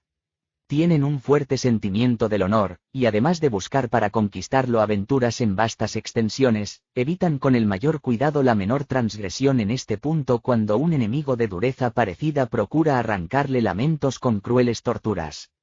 El salvaje canadiense es, además, veraz y honrado. Su amistad es tan extraña y entusiasta como lo que hasta nosotros sobre este punto ha llegado de los remotos tiempos mitológicos. Es muy orgulloso, siente todo el valor de la libertad y no sufre, ni aun en la educación, un trato que le haga sentir una sumisión humillante. Verosímilmente, Licurgo ha dado leyes a estos salvajes y si surgiere un legislador entre las 6 naciones, se vería aparecer en el Nuevo Mundo una república espartana. La empresa de los argonautas se diferencia poco de las expediciones guerreras de estos indios, y Jasón no aventaja a Atacaculacuya más que en el honor de un nombre griego. Todos estos salvajes son poco sensibles a lo bello en sentido moral, y el generoso perdón de una injuria, a un tiempo mismo bello y noble, es completamente desconocido como virtud entre los salvajes, lo consideran como una miserable cobardía. La bravura es el mayor mérito del salvaje, y la venganza su más dulce voluptuosidad. Los demás naturales de este continente muestran pocas huellas de un carácter apto por los sentimientos delicados, y la característica de tales razas es una extraordinaria insensibilidad. Si consideramos las relaciones sexuales en estas partes del mundo, encontramos que únicamente el europeo ha encontrado el secreto de adornar el encanto sensual de una inclinación poderosa con tantas flores, y penetrarlo con tantos elementos morales, que no solo realza extraordinariamente los atractivos del mismo, sino que le infunde un gran decoro. El habitante del Oriente es en este punto de un gusto muy falso. Como no tiene ninguna idea de la belleza moral que puede ir unida a este instinto, pierde valor para él hasta el placer sensual, y su harén se le convierte en una fuente continua de desasosiego. Cae en todo género de absurdos amorosos, entre los cuales es el principal la imaginaria joya que pretende guardar ante todo, y cuyo valor solo consiste en ser rota. Sobre ella se abrigan entre nosotros muchas dudas maliciosas, y para conservarla recurre a menudo e injustamente a medios repugnantes. Por eso en tales regiones la mujer permanece siempre guardada como en prisión, lo mismo de muchacha, que con un marido bárbaro, incapaz y siempre desconfiado. En tierras de los negros, ¿qué puede esperarse sino lo que en todas ellas ocurre, esto es, el sexo femenino en la más profunda esclavitud? Un cobarde es siempre un señor duro para los débiles, lo mismo que también entre nosotros resulta ser tirano en la cocina el mismo hombre que fuera de casa apenas se atreve a mirar de frente a nadie. El padre Labat cuenta ciertamente que un carpintero negro a quien reprochaba la altiva conducta con sus señoras, le respondió: «Vosotros los blancos sois unos verdaderos tontos, pues primero le concedéis a vuestras mujeres todo, y después os quejáis cuando os vuelven tarumba». Parece como si en esto hubiese algo que acaso mereciese ser tomado en consideración, pero, para ahorrar palabras, baste decir que el mozo era negro de los pies a la cabeza, clara señal de que lo que decía era una simpleza.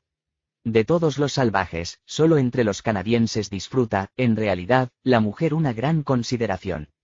¿Acaso aventajan en ello a nuestros países civilizados?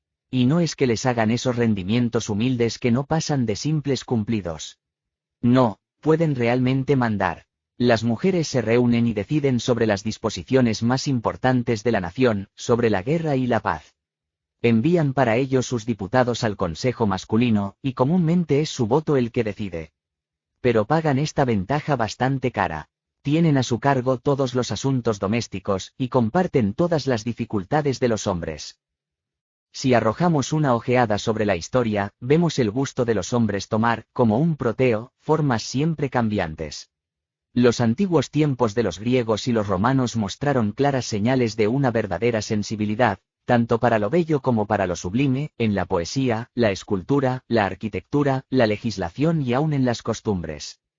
El régimen de los emperadores romanos transformó tanto la sencillez bella como la noble en lo magnífico y después en el falso brillo, según podemos todavía verlo en los restos de su elocuencia, de su poesía y la historia misma de sus costumbres.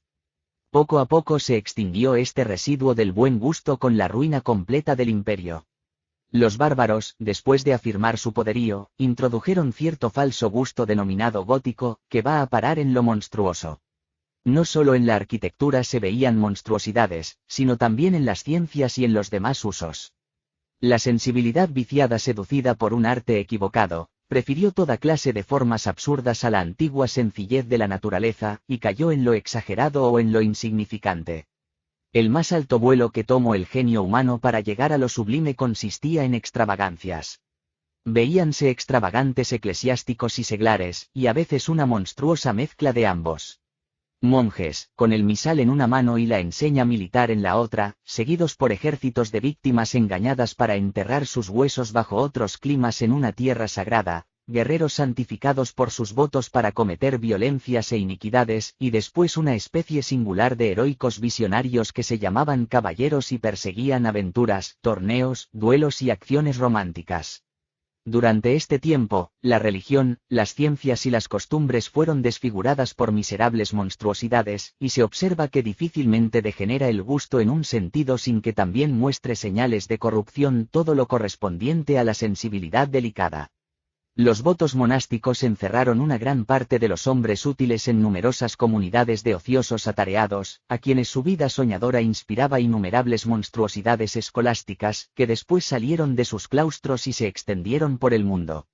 Finalmente, después que el espíritu humano se alzó de nuevo en una especie de palingenesia de una destrucción casi completa, vemos en nuestros días florecer el verdadero gusto de lo bello y de lo noble, tanto en las artes y las ciencias como en las costumbres.